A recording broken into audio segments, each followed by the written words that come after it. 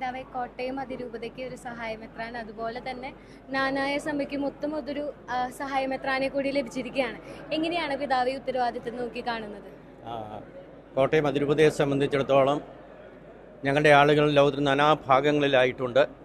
അപ്പം അതുകൊണ്ട് തന്നെ നമുക്ക് ഈ കാലം അത്രയും മലബാറിലുള്ള ജ്ഞാനായ മക്കൾക്ക് വേണ്ടി മലബാർ കേന്ദ്രീകരിച്ച ഒരു സഹായമെത്രാനെ നമുക്ക് ലഭിച്ചിരുന്നു.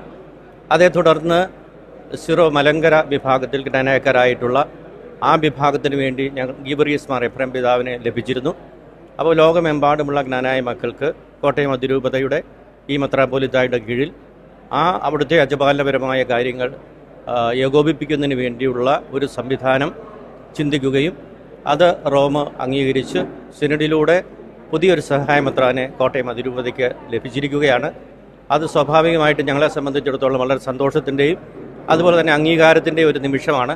അതുവഴി ഞങ്ങളുടെ ആളുകൾക്ക് കൂടുതൽ അജപാലനപരമായി ചേർന്ന് നിൽക്കാനും കൂടുതൽ ബന്ധങ്ങൾ ഊഷ്മളമാക്കാനും അതുപോലെ തന്നെ രൂപതയുമായിട്ടുള്ള ബന്ധം കൂടുതൽ നിലനിർത്താനും കൂടുതൽ സഹായകരമാണ് എന്ന് ഞങ്ങൾ വിശ്വസിക്കുന്നു. ദൈവത്തിന് നന്ദി പറയുന്നു. പിതാവെ, കോട്ടയം അതിരൂപയുടെ ചരിത്രത്തിൽ ആദ്യമായിട്ട് 3 പിതാക്കന്മാര് സഹായമെത്രാന്മാര് വരികയാണ്. എന്താണ് ഈ ഉത്തരവാദിത്തത്തെ നോക്കിക്കാണുന്നത്? തീർച്ചയായിട്ടും ഒരു നിയോഗമായിട്ടാണ്, ചരിത്ര നിയോഗമായിട്ടാണ് ഈ 3 പേരും ഉണ്ടായിട്ടുള്ളത്.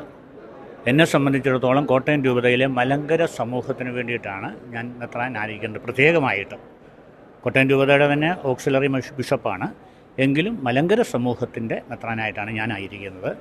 ഇപ്പോൾ തോമസ് ആനിമൂട്ടിലച്ഛനെ മെത്രാനായിട്ട് ഉയർത്തിയിരിക്കുന്നത് അദ്ദേഹം കൂടുതലായിട്ടും വിദേശത്തുള്ള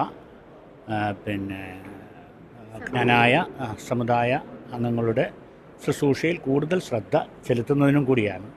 അപ്പോൾ അങ്ങനെയുള്ളൊരു പരിതസ്ഥിതിയിലാണ് 3 മെത്രാന്മാരും ആയിട്ടുള്ളത്.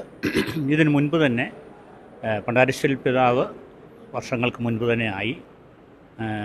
പിതാവ് നോർമലായിട്ടുള്ള ഒരു